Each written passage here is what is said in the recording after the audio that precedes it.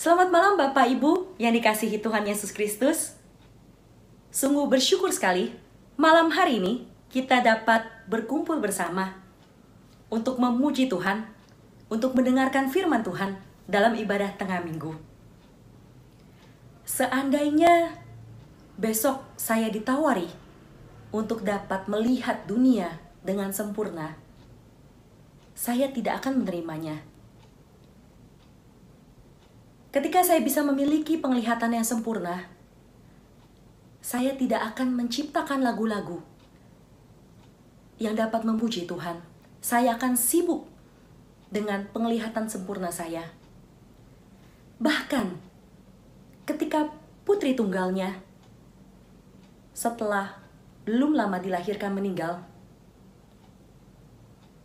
dia bisa menciptakan satu lagu yang berjudul Safe in the Arms of God. Selamat dalam tangan Tuhan. Karena dia yakin jiwa putrinya ada bersama dengan Tuhan. Ya, dia adalah Fanny Crosby. Dalam keadaan saat ini, dalam satu keadaan yang tidak kita inginkan, satu pandemi yang tidak kita harapkan, apakah rasa syukur itu masih ada dalam hati kita? Ketika kita tidak memiliki kepastian, apakah besok saya sehat? Apakah besok saya masih bisa bekerja? Tapi satu hal yang harus kita percaya, tangan Tuhan yang ada selalu bersama dengan kita. Dia yang selalu menyertai kita. Mari kita mau mengawali ibadah kita pada malam hari ini dengan bersaat teduh.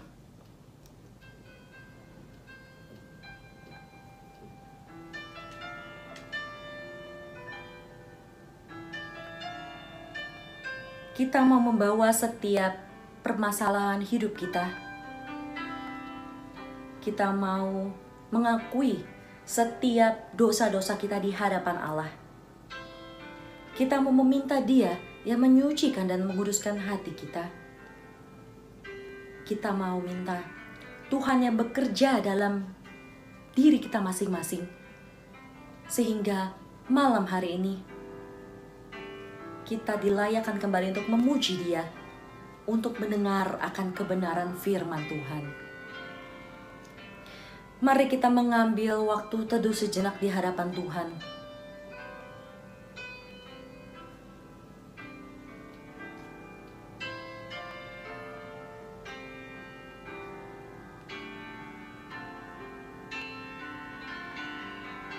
Kita bersatu di dalam doa. Tuhan Allah Bapa kami yang bertata dalam kerajaan surga yang mulia, syukur kami ucapkan tidak putus-putusnya ya Bapa, karena kasih setiamu dalam hidup kami, yang memimpin kami di dalam suka ataupun juga di dalam duka. Syukur yang kami ucapkan kepadamu ya Bapa, Engkau telah memilih kami menjadi anak-anak-Mu. Biarlah ya Tuhan, di dalam hidup kami ingin hidup seturut dengan kehendak-Mu. Biarlah di dalam hidup kami ingin memuliakan Engkau. Kami ingin menjadi garam dan terang-Mu bagi orang-orang di sekitar kami. Bekerjalah Tuhan dalam hati kami, dan biarlah kami mau duduk diam Tuhan, untuk mendengar akan kebenaran firman-Mu pada malam hari ini. Terima kasih Tuhan Yesus. Dalam nama Tuhan Yesus, kami berdoa dan mengucap syukur. Amin. Bapak Ibu, gereja adalah miniatur keberadaan Kristus di dunia ini. Artinya, keberadaan gereja membawa citra Kristus sebagai sang kepala gereja. Bila gereja bersatu, ada kekuatan yang tak terhingga di sana. Seperti Rasul Paulus pun selalu berusaha memelihara persatuan dan kesatuan di dalam gereja. Salah satu tokoh Amerika, dia mengatakan, satu bangsa yang berperang satu sama lain, maka bangsa itu tidak akan bertahan. Biarlah kita sebagai masing-masing gereja menjadi serupa dengan Kristus, membawa akan persatuan dan kedamaian itu. Mari kita memuji Allah kita angkat pujian dalam roh Yesus Kristus.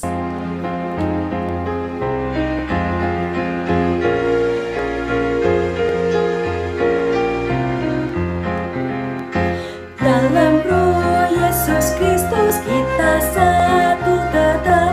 Dalam roh Yesus Kristus kita satu tetap. Mendoakan semua jadi satu kelak. Biar dunia tahu bahwa kita muridnya dalam kasih tubuh Kristus yang esa.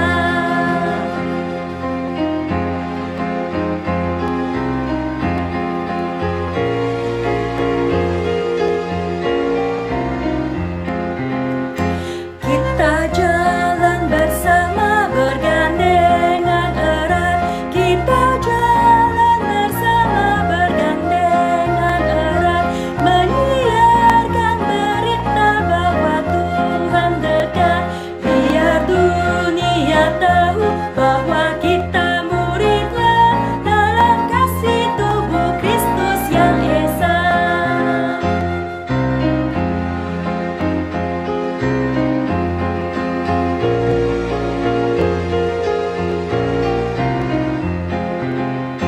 Kita bahu-membahu melayani terus. Kita bahu-membahu melayani terus. Kita saling membela dalam kasih kudus. Biar dunia tahu bahwa kita muridnya dalam kasih tubuh Kristus yang esa.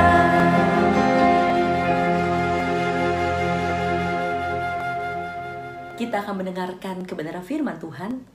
Saya persilakan kepada Pendeta Jerry. Shalom, selamat malam Bapak Ibu, Saudara-saudari Komisi Dewasa GKI Pakuwon yang terkasih.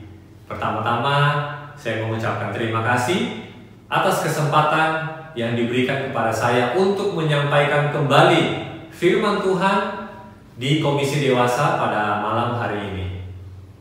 Malam hari ini saya ingin menyampaikan firman Tuhan dengan topik kesatuan sebagai bukti kehadiran kasih Allah.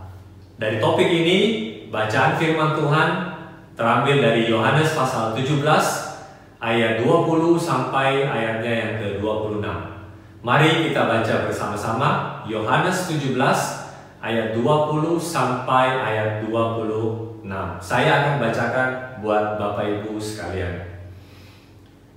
Dan bukan untuk mereka ini saja aku berdoa, tetapi juga untuk orang-orang yang percaya kepadaku oleh pemberitaan mereka, supaya mereka semua menjadi satu, sama seperti Engkau ya Bapa di dalam aku, dan aku di dalam Engkau, agar mereka juga di dalam kita, supaya dunia percaya bahwa Engkaulah yang telah mengutus aku.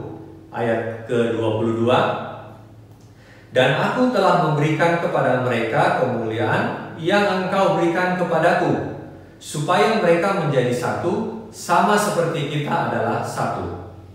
Aku di dalam mereka dan Engkau di dalam aku, supaya mereka sempurna menjadi satu, agar dunia tahu bahwa Engkau yang telah mengutus aku, dan bahwa Engkau mengasihi mereka, sama seperti Engkau mengasihi aku.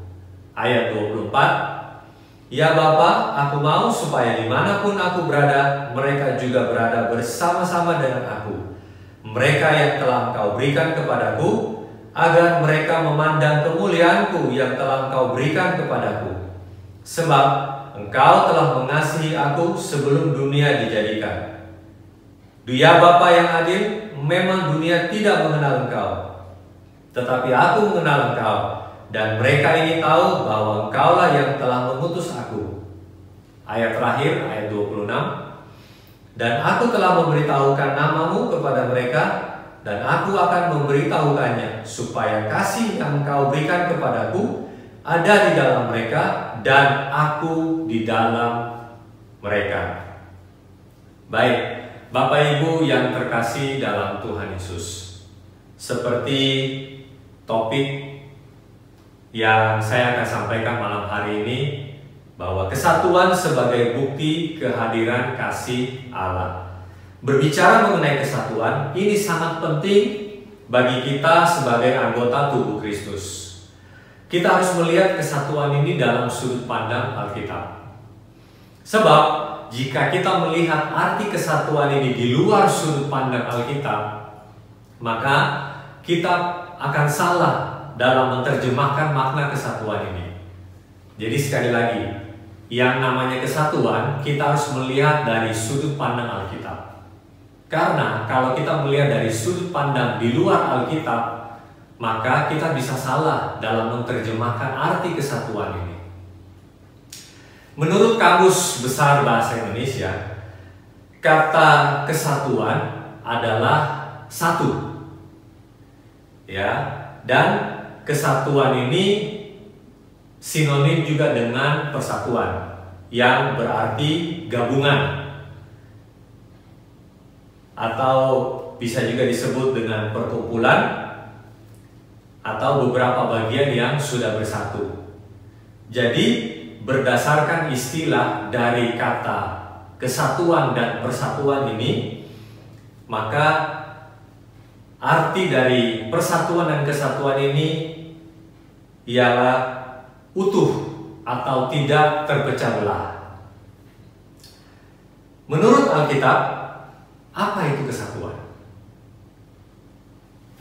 Kalau kita melihat apa kata Alkitab tentang kesatuan itu? Kesatuan itu hanya merujuk pada satu pribadi, yaitu Allah. Allah adalah pribadi yang tidak terpisahkan. Seperti yang tadi kita sudah baca dari Yohanes 17 ayat 20 sampai ayatnya yang ke-26. Nah, ayat 21 dia berkata, supaya mereka semua menjadi satu sama seperti Engkau. Jadi dalam sudut pandang Alkitab, kata kesatuan itu langsung menunjuk kepada pribadi Allah, bukan kepada yang lain. Nah, itu sebabnya malam hari ini akan kita renungkan bersama-sama. Mengapa kita harus bersatu sebagai tubuh Kristus? Ini sangat penting buat kita semua. Kita tahu persis bahwa Tuhan Yesus dalam pengajarannya, dalam setiap khotbah-khotbahnya kepada para muridnya, selalu punya sasaran bahwa mereka harus selalu bersatu. Sekali lagi, setiap pengajaran, khotbah-khotbah Tuhan Yesus kepada para murid selalu punya tujuan, yaitu supaya mereka bisa bersatu. Mengapa demikian? Karena yang pertama, bersatu itu adalah sifat dari Yesus sendiri. Mengapa saya katakan bersatu adalah sifat dari Yesus sendiri? Karena Tuhan Yesus tidak pernah melakukan apapun berdasarkan keinginannya sendiri, berdasarkan kemauannya sendiri. Kalau kita melihat apapun yang dilakukan oleh Tuhan Yesus, selalu Dia menghubungkan dengan apa yang Bapa inginkan, apa yang Bapa suka. Apakah ini sesuai dengan kehendak Bapa atau tidak? Saya beri contoh. Misalnya dalam Markus 14 ayat 36. Ya. Cerita ini sudah sangat terkenal, mungkin di antara kita semua sudah sering kali membaca kisah ini, bagaimana Tuhan Yesus ketika berada di Taman Getsemani. Dalam Markus 14 ayatnya yang ke-36. Nah, kata yang menarik di sini dia katakan bahwa ya Aba, ya Bapa. Tidak ada yang mustahil bagimu. Ambillah cawan ini daripadaku, tetapi janganlah apa yang aku kehendaki, melainkan apa yang engkau kehendaki. Saya beri contoh lagi dalam Matius 4 ayat 1 sampai 8. Tapi di ayatnya yang ke-10 di situ bagaimana Tuhan Yesus berkata bahwa engkau harus menyembah Tuhan Allahmu. Di mana cerita ini Yesus sedang dicobai ya di padang gurun. Tapi sekalipun Yesus dicobai, dia tidak pernah bertindak atas keinginannya sendiri. Dia selalu menghubungkan setiap peristiwa yang terjadi itu dengan Bapaknya. Dan yang terakhir di Yohanes 14 ayat 15 dan 16. Aku akan memberikan kepadamu seorang penolong. Jadi apapun yang Tuhan Yesus kerjakan, dia bukan single fighter. Dia tidak pernah lakukan segala sesuatu dengan sendiri. Tapi dia selalu melakukan segala sesuatu, apapun itu, selalu dia hubungkan dengan Bapa dan Roh Kudus. Ini artinya apa? Tuhan Yesus sedang mau mengajarkan bahwa kesatuan yang ada pada pribadi Yesus itu sangat mutlak buat kita sebagai tubuh Kristus. Jadi masih banyak sebenarnya contoh-contoh lain yang ada di Alkitab, tapi saya hanya mengambil 3 contoh ini. Jadi dari setiap tindakan Tuhan Yesus, apapun yang dia lakukan seperti yang tadi saya katakan, ya, apapun yang dia kerjakan tidak pernah dia kerjakan dengan sendiri.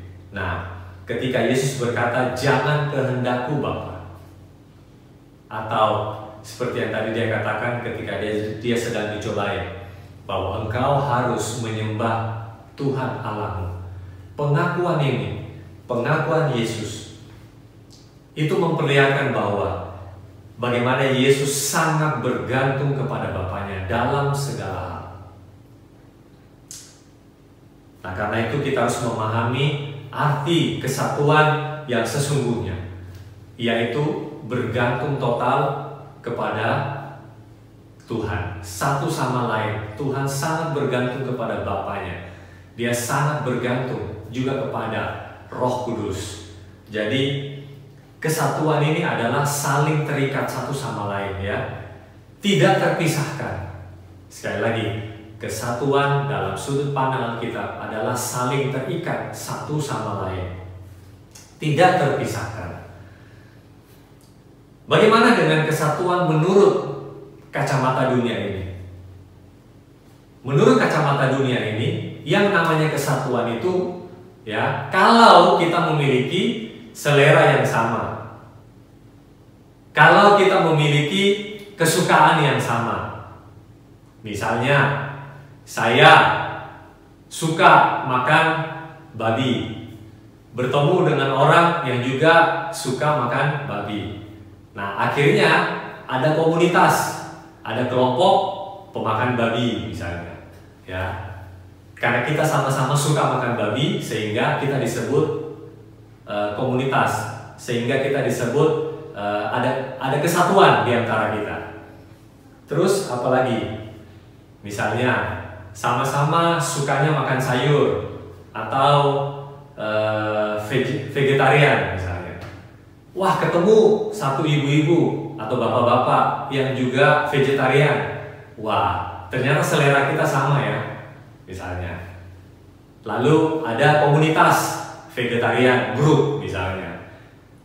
Jadi kesatuan menurut kacamata dunia seperti itu. Tapi saya katakan itu bukan kesatuan, karena tidak ada ikatan satu sama lain. Hanya masalah selera yang sama. Itu bukan kesatuan. Nangkap sampai di sini? Nah, karena itu kita sebagai tubuh Kristus, sebagai murid Tuhan, apa kewajiban kita sebagai murid? Ini saya mau jelaskan, ya, tentang mengapa kita harus bersatu sebagai murid Tuhan. Ini penting buat kita bisa pelajari bersama-sama. Kenapa sih sebagai tubuh Kristus kita harus bersatu? Dan bersatunya yang seperti apa? Apakah karena kita sama-sama misalnya satu angkatan? Apakah karena kita sama-sama dari dari lingkungan yang sama, bukan seperti itu. Ya, yang lebih penting kita akan belajar bersama-sama pada malam hari ini. Mengapa kita sebagai tubuh Kristus harus bersatu, dan bersatunya itu seperti apa? Amin.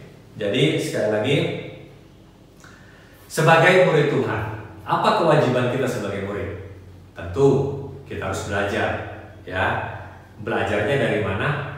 Pasti dari seorang guru. Nah, siapa guru kita sebagai murid? Tuhan. Kalau kita katakan murid Tuhan, berarti guru kita adalah Tuhan Yesus sendiri. Amin. Nah, sebagai murid, kita harus mengikuti apa kata guru. Jadi apa yang Yesus ajarkan, apa yang Yesus lakukan, sebagai seorang murid, kita harus lakukan. Kita harus ikuti. Kalau Yesus saja sebagai satu pribadi yang selalu terikat kepada Bapa dan Roh Kudus, itu artinya apa? Tuhan Yesus juga menginginkan kita sebagai gerejanya, tubuhnya, harus terikat satu sama lain dengan anggota tubuh Kristus. Amin. Kita harus waspada di sini bahwa roh pemecah belah itu bukan dari Tuhan, tapi berasal dari mana? Dari si jahat iblis. Karena itu sekali lagi kita benar-benar harus waspada sebagai murid Tuhan. Mengapa? Karena Tuhan tidak pernah menginginkan ada anggota tubuh Kristus yang hidup dalam perpecahan. Karena perpecahan itu bukan dari Tuhan. Itu jelas berasal dari si jahat iblis. Karena itu kita pun sebagai anggota tubuh Kristus, kita harus mengoreksi diri kita. Apakah kita sebagai tubuh Kristus membawa kesatuan ke dalam lingkungan kita? Atau jangan-jangan sebaliknya, kita justru membuat perpecahan satu dengan yang lain. Kita bukan membawa solusi, tapi kita justru membawa perselisihan satu dengan yang lain. Hati-hati kalau hal atau sifat seperti itu ada pada kita, maka kita harus sadari bahwa kita sedang membawa spirit dari si jahat iblis, yaitu perpecahan. Amin. Nah, itu sebabnya yang paling penting kita harus waspada dulu, ya. Kita harus tahu bahwa perpecahan itu, roh pemecah belah itu bukan dari Tuhan, tapi itu berasal dari si jahat iblis. Nah, itu sebabnya sekali lagi dalam Yohanes 20-26 tadi, Tuhan Yesus mendoakan gerejanya supaya apa?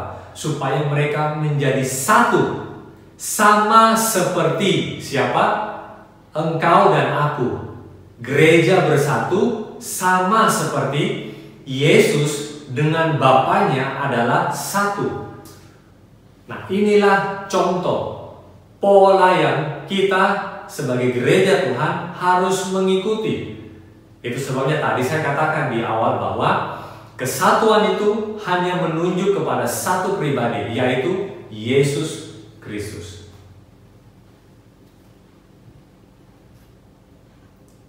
Kalau begitu, bagaimana kita bisa bersatu? Jadi sudah jelas tadi ya, mengapa kita harus bersatu?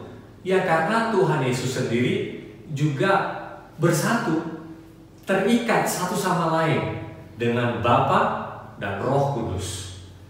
Nah, itu sebabnya gereja pun harus bersatu. Amin. Dan kalau begitu, poin yang berikutnya, bagaimana kita bisa bersatu kalau begitu? Nah, ada beberapa poin di sini, ada 2 poin yang saya mau share kepada kita sebagai anggota tubuh Kristus. Bagaimana kita bisa bersatu?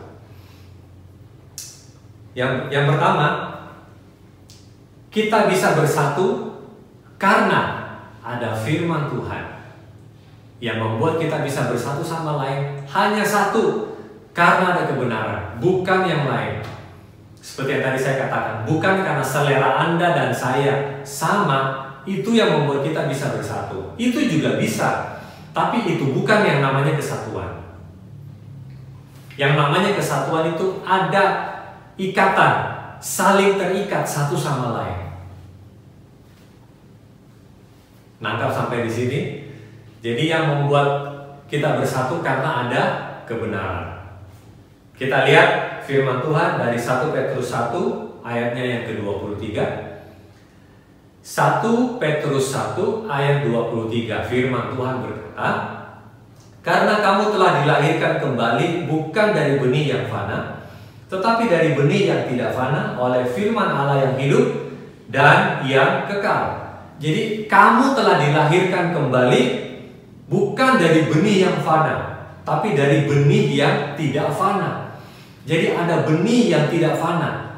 Itulah firman Allah, itulah benih kekekalan yang Tuhan taruh ke dalam hidup kita, sehingga membuat kita bisa satu sama lain terikat. Karena apa? Karena firman Tuhan.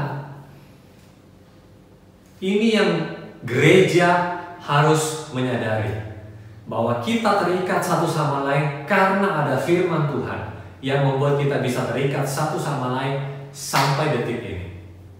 Ada amin? Nah, jadi itu sebagai dasar mengapa kita bisa bersatu, karena ada firman Tuhan. Nah, ketika firman Tuhan sudah ada, bagaimana kita bisa bersatu? Kita lihat dari Efesus pasal 4 ayat 1. Efesus pasalnya yang keempat, ayatnya yang pertama. Saya akan membacakan di sini. Alkitab memberi judul Kesatuan Jemaat dan Karunia yang Berbeda-beda. Ayat 1. "Sebab itu aku menasihatkan kamu, aku orang yang dipenjarakan karena Tuhan, supaya hidupmu sebagai orang-orang yang telah dipanggil berpadanan dengan panggilan itu." Bagaimana kita bisa bersatu? Kita harus baca baik-baik firman Tuhan ini. Kita sudah punya firman Tuhan masing-masing di dalam hati kita sebagai gereja. Nah, sekarang firman yang ada dalam hidup kita, bagaimana membuat kita bisa bersatu dengan yang lain? Efesus 4 ayat 1 ini berkata, "Hiduplah sebagai orang yang telah dipanggil." Sekali lagi, hiduplah sebagai orang yang telah dipanggil. Nah, pertanyaan saya, dipanggil kemana? Dipanggil dari mana dan kemana? Karena kalau kita tidak tahu kita sebagai gereja harus hidup bagaimana, kita tidak akan mungkin bisa bersatu.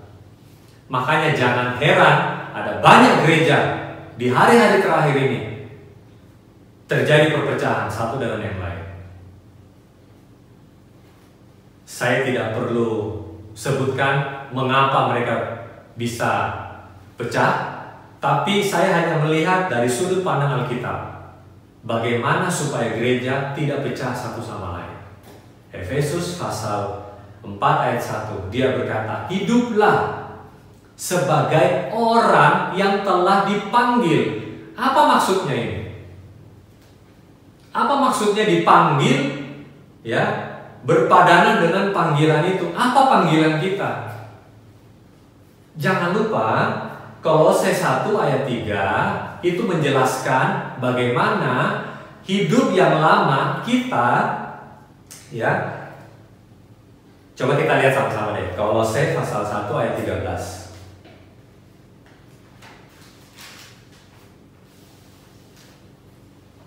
Kolose pasal 1 ayat 13 yang berkata, "Ia telah melepaskan kita dari kuasa kegelapan dan memindahkan kita ke dalam kerajaan anaknya yang kekasih."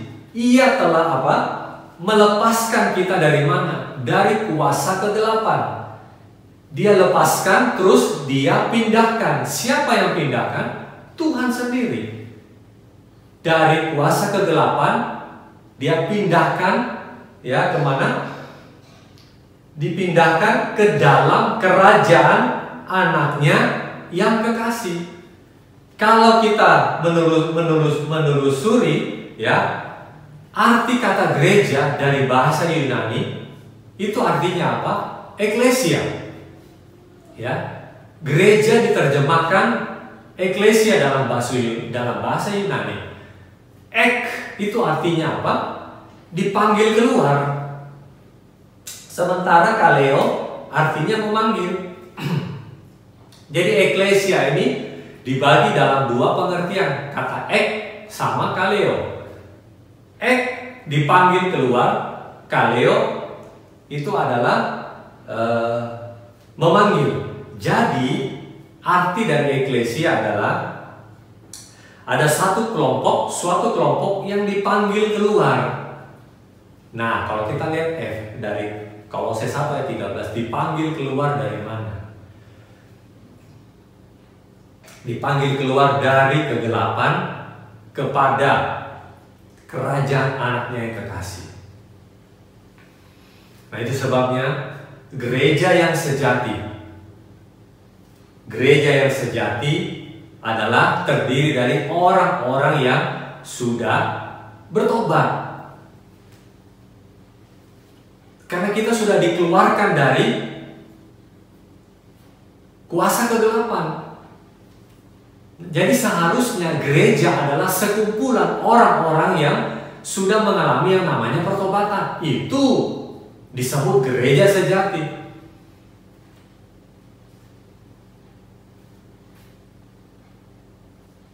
Amin. Karena kalau kita masih hidup dalam pola yang lama, maka kita nggak pas disebut gereja.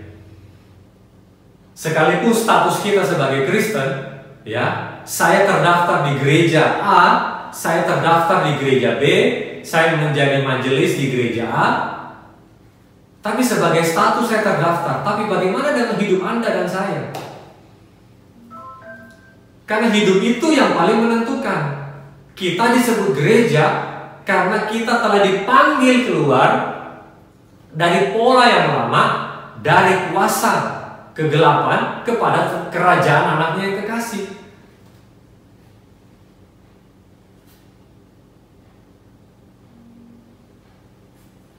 Amin. Jadi sekali lagi,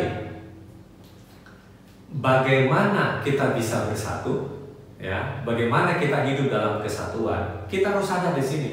Kalau kita sebagai gereja, kita hidup sesuai dengan panggilan gereja itu sendiri. Sekali lagi, bagaimana kita bisa bersatu? Ya, kalau saya secara pribadi, saya hidup saya sesuai dengan panggilan gereja yang sesungguhnya itu. Amin. Karena kalau kita hidup sesuai dengan panggilan gereja itu sendiri, maka apa akibatnya? Kita akan menghasilkan yang namanya buah roh. Dalam Galatia 5 ayat 22. Buah roh itulah yang akan memelihara kesatuan roh kita oleh ikatan damai sejahtera. Filipi pasal 2 ayatnya yang kelima. Bapak Ibu bisa baca atau mungkin di layar kaca akan ditampilkan Filipi pasal 2 ayatnya yang kelima. Ini yang penting. Karena kalau kita tidak hidup dalam pertobatan, kita tidak akan mungkin bisa bersatu, ada keterikatan satu sama lain dengan anggota tubuh Kristus yang lain. Amin. Jadi sekali lagi, bagaimana kita bisa bersatu? Bagaimana kita bisa hidup dalam kesatuan itu? Ya, kita harus hidup sebagai gereja yang sudah bertobat. Karena itu makna dari gereja yang sejati, dipanggil keluar. Jadi kalau Bapak Ibu mendapati diri Anda ya belum hidup dalam pertobatan, mudah saja buka hati, terima Tuhan Yesus, Biar Tuhan kembali ya menguduskan hidup kita setiap hari. Supaya apa? Supaya kita bisa hidup terikat satu sama lain dengan anggota tubuh Kristus yang lain. Amin. Jadi sekali lagi, yang pertama, bagaimana kita bisa bersatu kalau kita hidup sesuai dengan panggilan kita. Kalau kita hidup sesuai dengan panggilan kita sebagai gereja yang sejati, maka kita akan menghasilkan buah roh. Buah roh itulah yang akan memelihara, kata Filipi pasal 2 ayat 5 tadi, memelihara kesatuan roh kita oleh ikatan damai sejahtera. Kita diikat oleh damai sejahtera satu sama lain. Amin. Yang kedua, bagaimana kita bisa bersatu? Yang kedua, ini juga tidak kalah pentingnya dengan poin yang pertama. Poin yang kedua adalah kedewasaan penuh. Coba katakan bersama saya, kedewasaan penuh. Efesus pasal 4 ayatnya yang ke-13. Mari kita lihat sama-sama firman Tuhannya dari Efesus 4 ayatnya yang ke-13. Firman Tuhan berkata, sampai kita semua telah mencapai kesatuan iman dan pengetahuan yang benar tentang anak Allah, kedewasaan penuh dan tingkat pertumbuhan yang sesuai dengan kepenuhan Kristus. Poin yang kedua ini adalah kedewasaan penuh. Kita harus sadar bahwa sebagai gereja yang ada di bumi, hidup ini adalah sebuah perjalanan. Pertanyaan saya adalah, perjalanan kita kemana? Mengarahnya kemana? Seringkali orang katakan perjalanan hidup kita ini menuju kepada kesempurnaan. Itu betul, tidak salah. Tapi kita harus tahu kesempurnaan itu nanti. Tapi sekarang, bagaimana perjalanan hidup kita? Yang paling penting adalah menuju kepada kedewasaan penuh.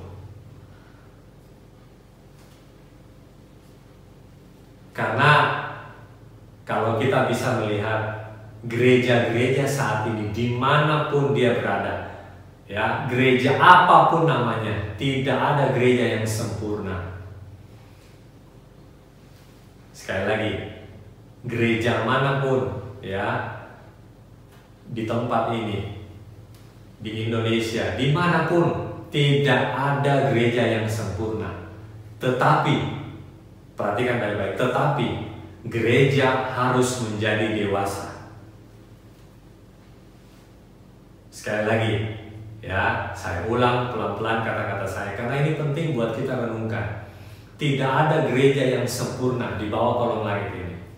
Tetapi gereja harus menjadi dewasa. Harus menjadi dewasa.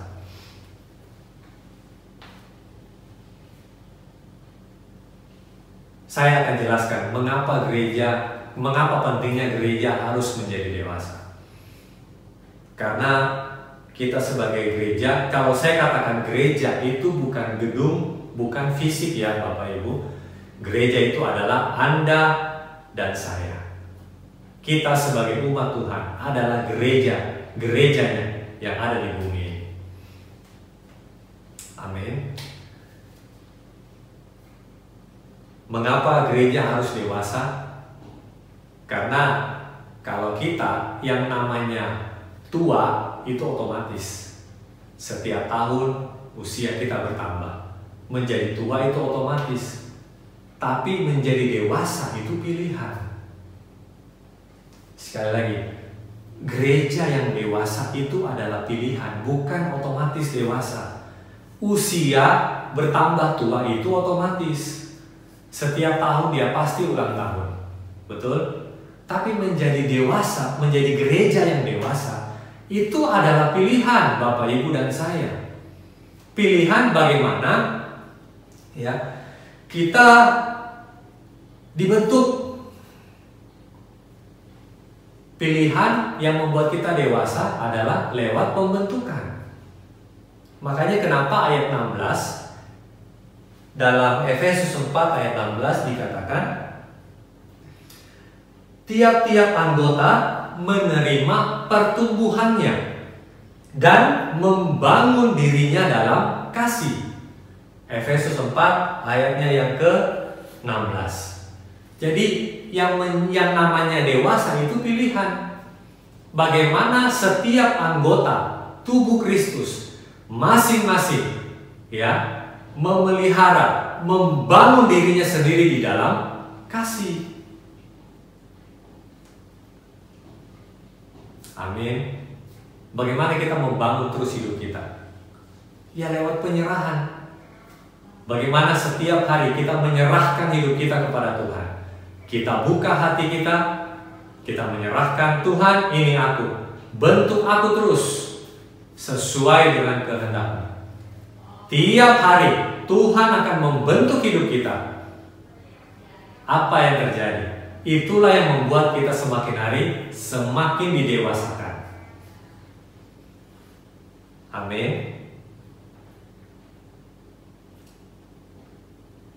Karena sebagai gereja, kalau kita tidak dewasa, itu juga berbahaya. Mengapa? Akan mudah terjadi perpecahan satu dengan yang lain. Makanya mengapa perlu gereja dewasa? Mengapa sangat diperlukan gereja yang dewasa? Bukan gereja yang besar jumlahnya, bukan gereja yang bagus ya secara fisik, bukan. Tapi diperlukan gereja yang dewasa. Amin. Nah, pertanyaan saya, mengapa gereja perlu dewasa? Pertanyaan saya sekali lagi, mengapa gereja perlu dewasa? Ya karena kedewasaan itulah yang membuat kita bisa menolong satu sama lain. Kedewasaan itulah yang bisa membuat kita peduli satu sama yang lain. Kalau misalnya ada anggota tubuh Kristus kita yang lemah, kalau kita menjadi gereja yang dewasa, kita akan peduli. Kita akan memberi perhatian. Kalau ada anggota tubuh Kristus lainnya yang mungkin sedang mengalami musibah, maka otomatis kalau kita dewasa, pasti kita akan turun tangan untuk menolong. Makanya ada ayat firman Tuhan yang berkata, yang kuat akan menolong yang lemah. Amin. Yang berkecukupan menolong yang berkekurangan.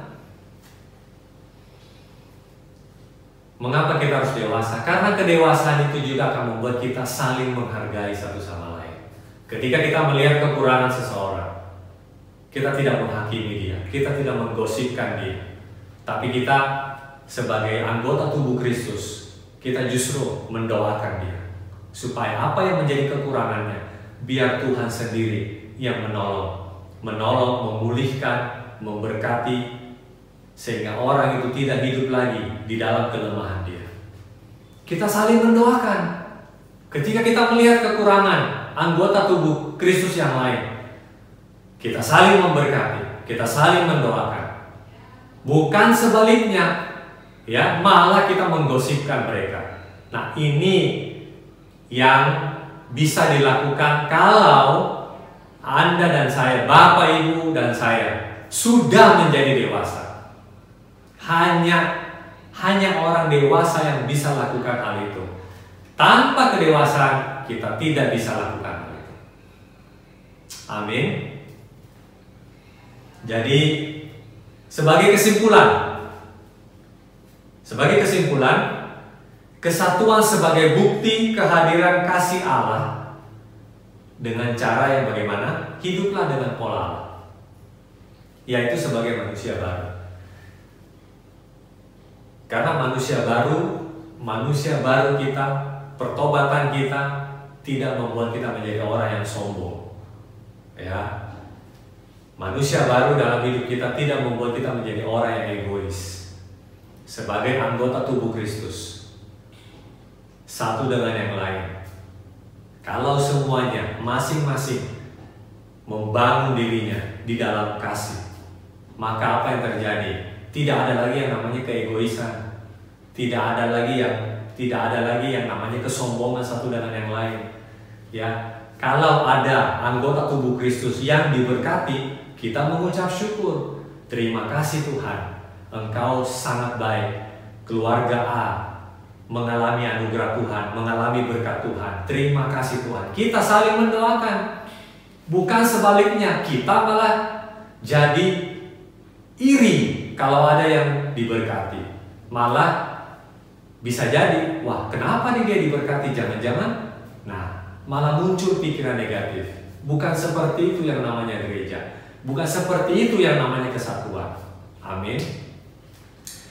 Ya, jadi yang pertama sebagai kesimpulannya, kesatuan sebagai bukti kehadiran kasih Allah. Bagaimana caranya? Kita hidup dengan pola Tuhan, yaitu hidup sebagai manusia baru. Lalu yang kedua, menjadi dewasa. Karena hanya orang dewasa bisa melihat segala sesuatu dengan sudut pandang yang berbeda. Orang dewasa punya kapasitas untuk menyelesaikan masalah. Beda dengan anak kecil. Anak kecil, begitu ada persoalan, langsung terjadi perselisihan. Beda dengan orang dewasa. Orang dewasa mampu melihat segala sesuatu dari sudut pandang yang berbeda. Sehingga kedewasaan selalu menciptakan jalan keluar, solusi. Bukan menciptakan perselisihan. Karena itu, sebagai penutup, ini yang saya mau sampaikan bahwa hanya anak-anak yang memiliki sifat yang suka bertengkar. Dimanapun dia berada, kalau selama dia masih menjadi anak-anak, pasti akan ada perselisihan di situ. Mudah tersinggung, ya egois, ya ada omongan sedikit itu cepat ditanggapi dengan negatif. Nah itu indikasi bahwa kita belum dewasa. Tapi kalau kita sebagai gereja menjadi dewasa, kedewasaan penuh, itulah yang membuat kita dimanapun kita berada, kita pun bisa bertahan. Kita bersama-sama tetap bergandengan tangan. Ada persoalan apapun di gereja, sebagai anggota tubuh Kristus satu dengan yang lain, kita tidak akan goyah. Kenapa? Karena kita semuanya sudah menjadi dewasa penuh. Kita saling mendoakan, kita saling memberkati. Penatua kita ada persoalan, ada pergumulan, kita doakan. Apalagi ada anggota keluarga kita yang lain mengalami musibah, kita doakan, kita bantu, kita berkati. Apapun kita bisa lakukan bersama-sama. Itulah yang membuktikan bagaimana kasih Tuhan yang ada dalam hidup anggota tubuh Kristus satu sama lain, yang membuat kita tetap bersatu. Amin. Mari kita bersatu dalam doa. Bapa, terima kasih kalau hamba-Mu sudah selesai berbicara sampai saat ini. Biar Roh Kudus yang meneruskan setiap pesan firman Tuhan ini ke dalam hati kami masing-masing. Aku berdoa, berikanlah pengertian buat kami semua Tuhan, supaya firman-Mu Tuhan ini membuat kami bisa mengerti lebih dalam lagi bagaimana sebagai anggota tubuh Kristus, sebagai gereja, kami harus hidup di dalam kesatuan. Terima kasih Tuhan, berkati kami semua dalam nama Tuhan Yesus. Semua yang percaya bersama-sama katakan amin. Terima kasih, selamat malam, Tuhan Yesus memberkati. Bapak Ibu, mari kita angkat doa syafaat kita bersama-sama. Tuhan, kami berdoa buat bangsa kami Tuhan yang sedang menghadapi pandemi. Kiranya pemerintah kami boleh bijaksana dalam mengambil setiap keputusan dan tindakan untuk mencegah penyebaran COVID ini Tuhan. Dan juga berdoa untuk vaksin yang sedang diproduksi Tuhan. Kiranya nanti ketika vaksinnya sudah ada Tuhan, pemerintah kami boleh membagikannya secara merata kepada setiap orang di bangsa ini Tuhan, sehingga semuanya boleh mendapatkannya. Dan berdoa untuk vaksin ini Tuhan, biar boleh bekerja dengan baik dalam menyembuhkan ataupun mencegah pandemi ini Tuhan. Kami juga berdoa untuk setiap kami Tuhan yang mungkin saat ini tidak ada pekerjaan, atau yang dirumahkan, atau yang mengalami pemotongan gaji Tuhan, yang dalam kesulitan ekonomi juga Tuhan. Biar kami semua boleh tetap bertahan dan boleh tetap setia akan Engkau Tuhan. Kami tidak mengeluh dan tidak komplain Tuhan. Biar kami juga semakin bersyukur ketika kami masih boleh diberikan kehidupan, masih boleh kecukupan Tuhan. Ya, mungkin setiap kami Tuhan punya banyak permasalahan juga yang lain, biar Tuhan yang boleh memberikan solusinya dan jalan keluarnya. Terima kasih Tuhan, dalam nama Tuhan Yesus Kristus kami berdoa dan mengucap syukur. Amin.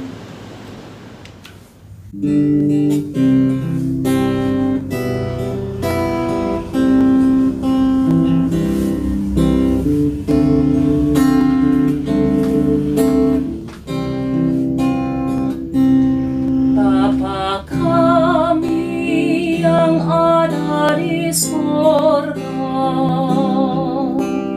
dikuduskanlah namamu, datanglah kerajaanmu, jadilah kehendakmu di bumi seperti di sorga. Beri kami hari ini makanan yang secukupnya, ampuni salah kami seperti kami ampuni yang bersalah pada kami. Jangan bawa kami dalam pencobaan, melainkan bebaskan kami dari yang jahat. Sebab Kaulah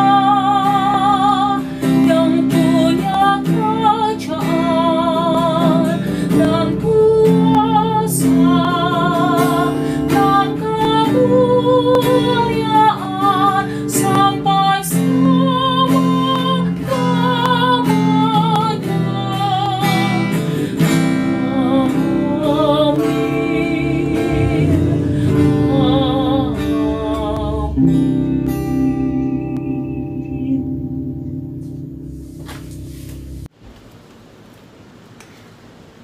Bapak Ibu, seperti yang kita lakukan malam hari ini, di mana setiap jemaat memuji Tuhan.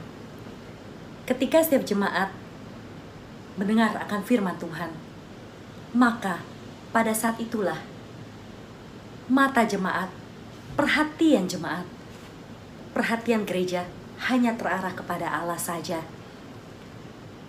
Biarlah kita sebagai satu gereja mau terus bergandengan tangan. Untuk apa? Untuk melakukan pekerjaan Tuhan di dunia ini, untuk memperluas kerajaan Tuhan di dunia ini, dan pastinya juga menceritakan akan kebenaran firman Tuhan kepada setiap orang-orang yang ada di sekitar kita. Kita menutup ibadah kita pada malam hari ini, kita mengangkat pujian sebagai saudara seiman.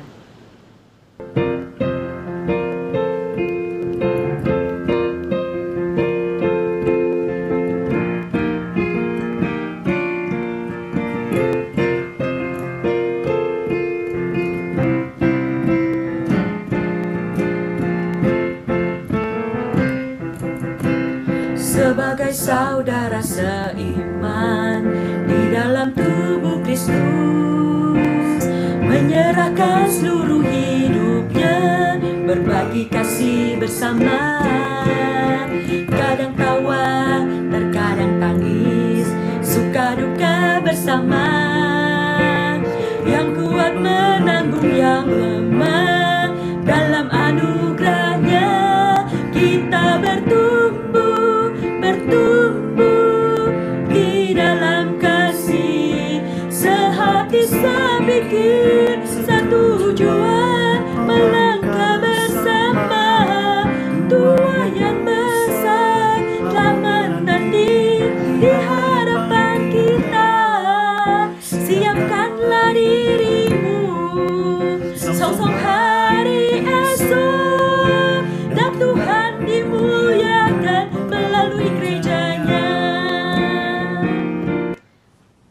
mau tutup ibadah kita pada malam hari ini. Mari kita bersatu dalam doa. Tuhan Allah Bapa kami yang bertata dalam kerajaan surga yang mulia, terima kasih Tuhan untuk ibadah kami pada malam hari ini Tuhan. Terima kasih Tuhan, biarlah Engkau yang kembali mengajarkan kami, untuk kami sebagai satu gereja ya Tuhan, sebagai satu tubuh Kristus, mau saling bangun Tuhan untuk kerajaan-Mu di dunia ini ya Bapa. Mari Tuhan, biarlah Engkau yang mau memakai kami Tuhan untuk menjadi rekan sekerja-Mu ya Bapa, menjadi terang bagi orang-orang di sekitar kami. Dan biarlah Tuhan, kami juga terus memiliki kerinduan untuk terus bersekutu dengan-Mu, untuk terus dengar-dengaran. Sehingga ketika kami menjalani hari-hari kami Tuhan, kami bisa hidup seturut dengan kehendak-Mu. Terima kasih Tuhan Yesus, dalam nama Tuhan Yesus kami berdoa dan mengucap syukur. Amin.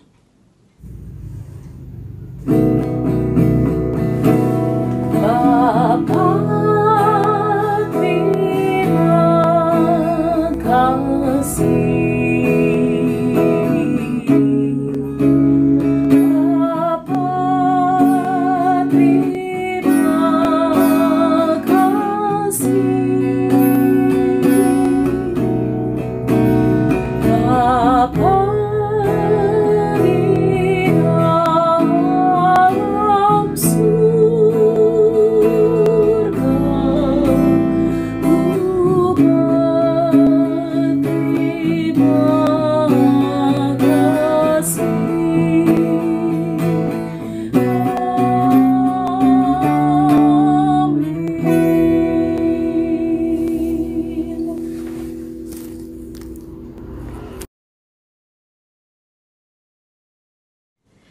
Terima kasih untuk kehadirannya dalam ibadah tengah minggu pada hari ini.